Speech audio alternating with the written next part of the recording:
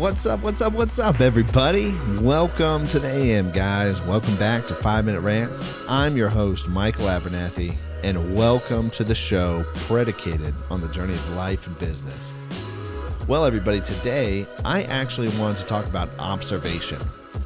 And I've talked about listening before and how listening is a lost art. I'm going to say that again. Listening is a lost art. Most people don't actually hear what's being said. They filter it, and then it goes through a filter, and they take it through their belief set and through their perception versus going and looking at things from a different and outside perspective. And I want to talk about another side of things. I want to talk about observation, okay? And this is also really lost. First, there are several ways to learn something. There are three primary ways to learn something: doing, kinesthetic; listening, auditory learning; observing, visual learning, okay? Kinesthetic learning, which is you do something, you actually do it. It's like you're trying to just put the car together without following the instructions. You're just using your hands, learning along the way. Listening, which is auditorial, right? You actually have to use your auditorial faculties to intake information and then digest it. And then observing, which is where you're looking with your eyes. You visually can see it. Most visual learning is just done through reading, right? Most people do not visually learn outside of reading. And it is interesting because a lot of people have difficulty listening, but there's even a larger difficulty, I think, with observing. And I found this to where most people don't hear what's said, and then most people don't even see what's being done.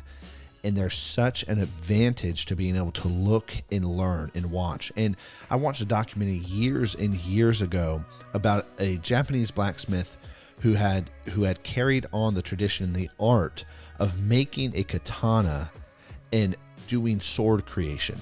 And one of his prerequisites was, I don't teach. I don't say anything. I don't instruct. My disciples who are going to inherit my skill set must learn by looking and watching and seeing. And if they do not look by watching and seeing, they're not going to be my disciples, and they will not inherit the skill set that I have, because they should look and understand why things are being done, and then be able to critically think and logically deduce what is happening. And that is so true. If you look and can see how a business makes money, or how people interact with each other, how relationships go from positive to negative, how relationships go from negative to positive, and watch the steps and really look at things and observe them and take the information and then understand what's going on, your life is radically going to change, because now you've had a whole nother skill set. Most people learn by doing. They don't learn by listening as much, and they don't learn by observing. They learn by doing. And statistically, through testing, kinesthetic learning, the doing side, is the highest learning language, the highest learning. I think observing is actually statistically lower. You can check me out. But the point that I'm trying to make is you can watch and learn. You don't need to wait to be told. And this goes along to where you look at other people and you can actually learn from their mistakes. You don't have to wait to make the same mistake. You don't have to do it. The kinesthetic learning, I went through that mistake, so now I know not to do it. You don't have to wait for that stage. You can actually look at what they're doing, and then you can go, I don't want to do that. And then you don't. And that is a great place to be. If you're able to do that, that's amazing. And then you can take it one step further. Wow, that person did that. How do I do that?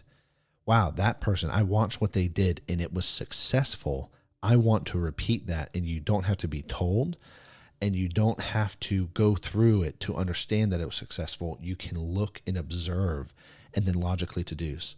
The thing about observing, though, it really requires a lot of levels of critical thinking and logic. It really does. It requires both of those things. And critical thinking and logic are very hard to come by. It's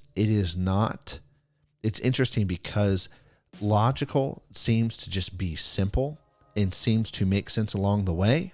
And it's not always like that. It's interesting how things really get lost when it comes to the critical thinking side and the logic.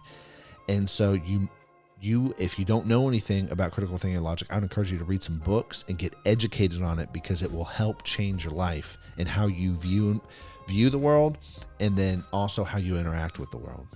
Well, anyways, guys, I'm out of time, so I'll catch y'all later. Peace.